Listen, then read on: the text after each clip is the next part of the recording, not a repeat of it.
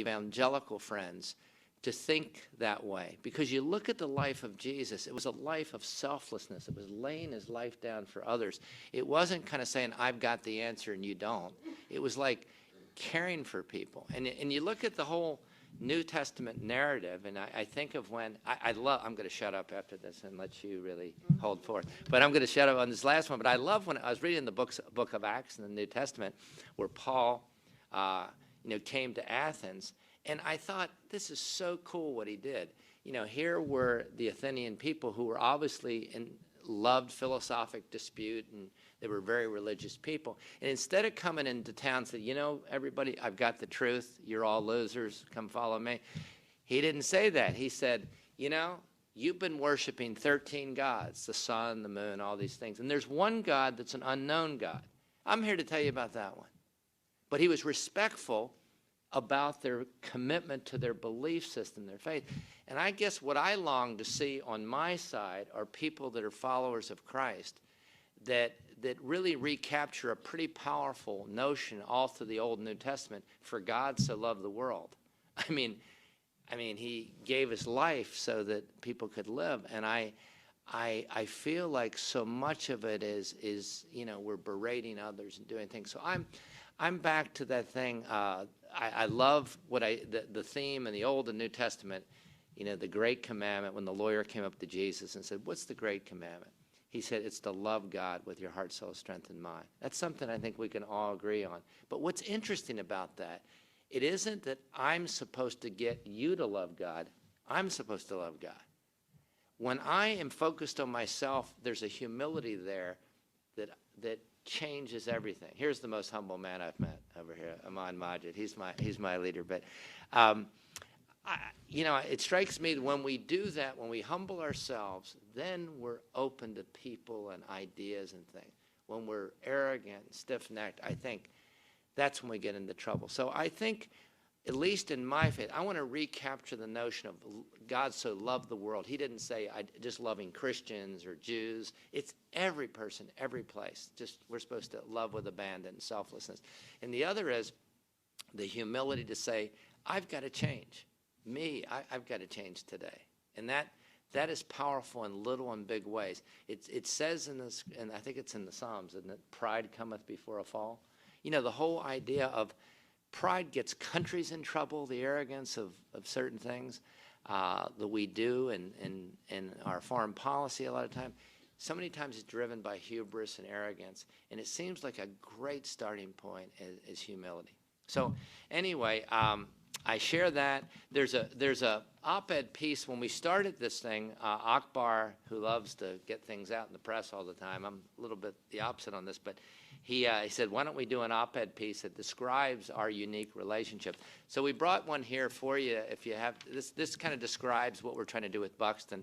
And I think the unique characteristic, we're trying to figure out how to be friends on the journey. And that does, by being friends and really loving one another, doesn't mean you're compromising. It means you're being friends and caring and open to learning. So anyway, that's my opening thought. Thank you, Ambassador. So, thank you. I brought some other friends here in case I ran out of ammunition. No, not that I need any ammunition. Don't shoot. بسم الله الرحمن الرحيم وصلى الله على سيدنا محمد وعلى آله وصحبه وسلم تسليما ولا حول ولا قوة إلا بالله العلي العظيم. Thank you, first of all, for just coming. I always, time is very precious, and the older you get, the more precious it gets, because you're very aware of the grains of sand that are passing through your hourglass that is definitely a measurable number.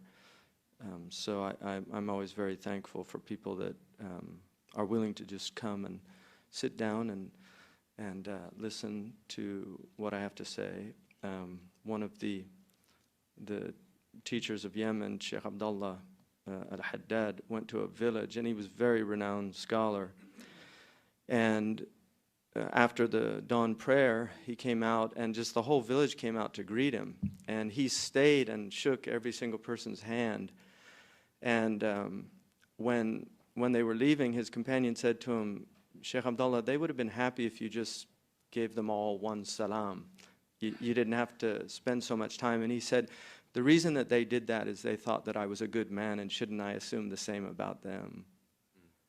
So it's an honor always to have an audience. In terms of what I want to talk about, I would like to talk a little bit about Islam in America.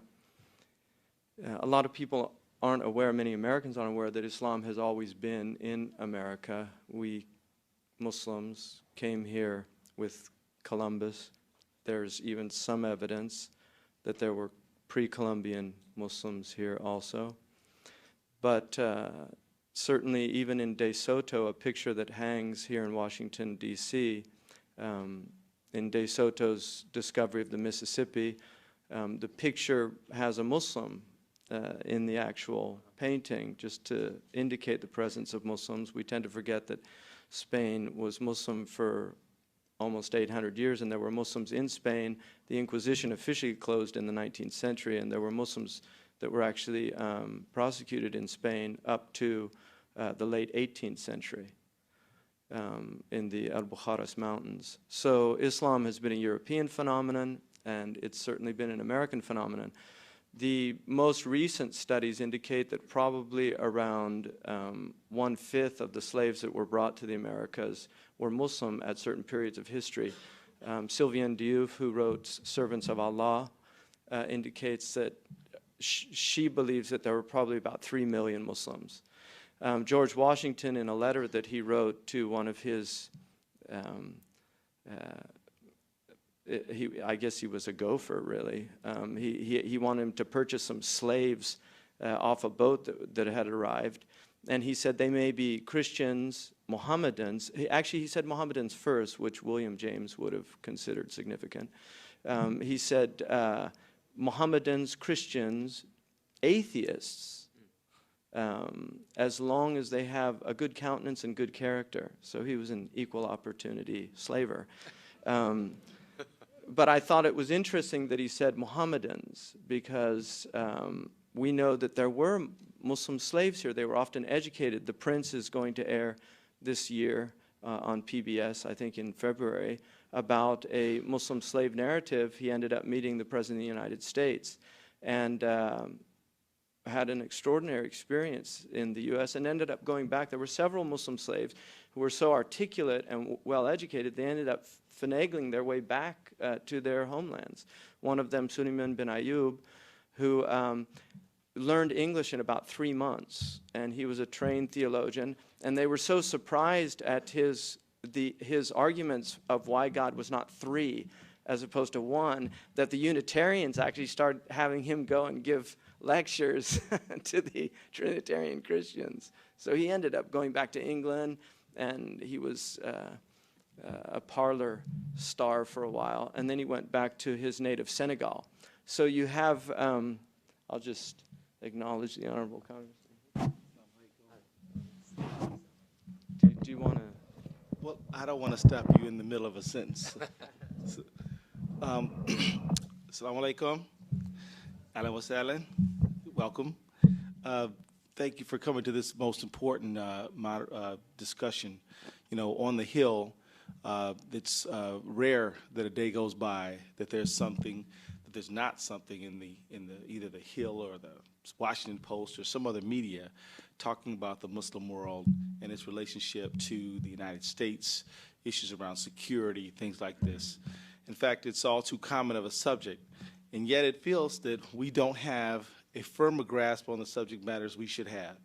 And yet it feels, even though it's a constant topic of conversation, that we don't know much about Islam, we don't know much about the Muslim world, we don't know much about each other as Americans as we come from the various faith traditions that we come from.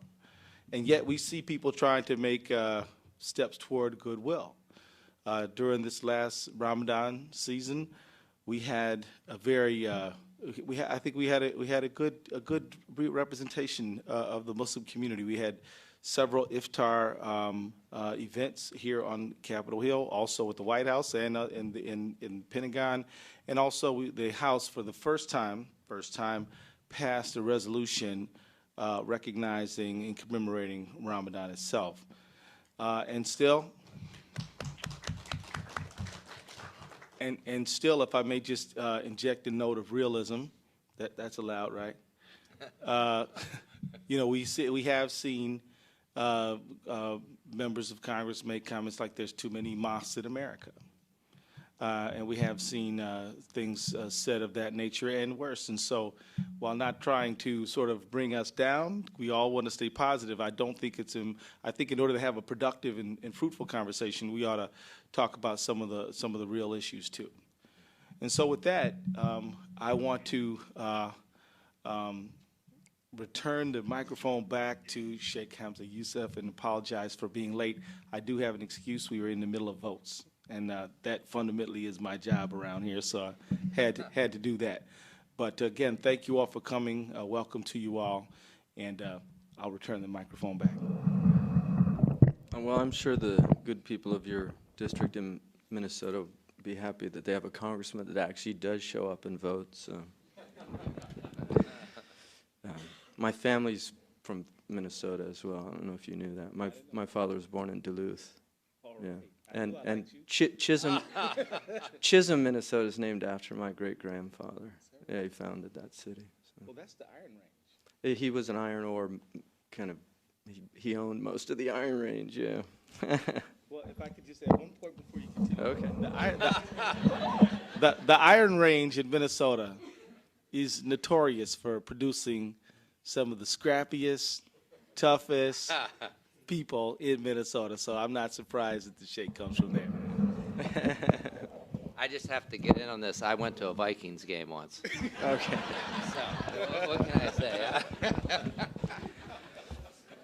So, I was just talking about Islam in America and the fact that Muslims have been here from the start, and we tend to forget that. There was also an immense amount of interest in Islam in early America, and I would argue that many of the founding fathers, and possibly mothers too, Abigail was certainly a brilliant woman, and John Quincy is John Quincy Adams because of his mother more than his father.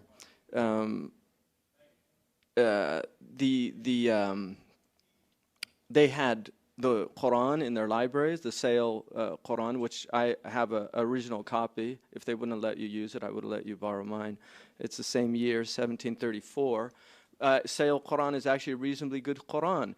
Many of them had read the biography of the Prophet Muhammad. There were several biographies available. Benjamin Franklin mentions in his autobiography about a group of prisoners that were captured by Christians in Georgia who were Indians who surrendered in goodwill, and they were massacred. And it was quite a story and upset a lot of people because they were so badly treated. And Benjamin Franklin, in his autobiography, said they would have been better off surrendering to Mohammedans, because ever since Khalid was rebuked by the Prophet, Muslims have never mistreated prisoners. And I thought that was just a very interesting, because it's a very well-known story in the Muslim tradition. But for Benjamin Franklin to make an obscure reference like that and assume that his reader knew what he was talking about, I think is very telling.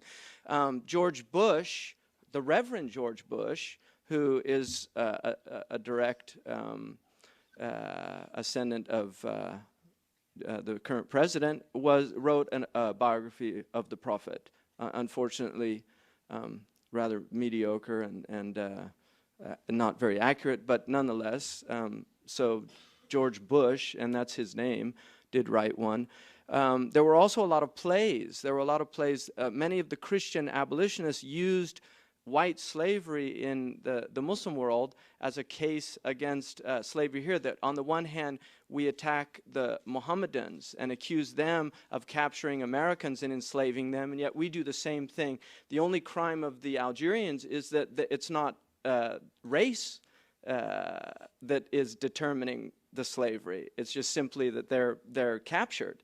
So they use that as a point, just say we're complete hypocrites because we're always denouncing white slavery in the Barbary Coast, and yet we won't denounce black slavery in Africa and the Caribbeans that's coming into the United States. So there was also a lot of, I think, intrigue And there was a period in the 1830s where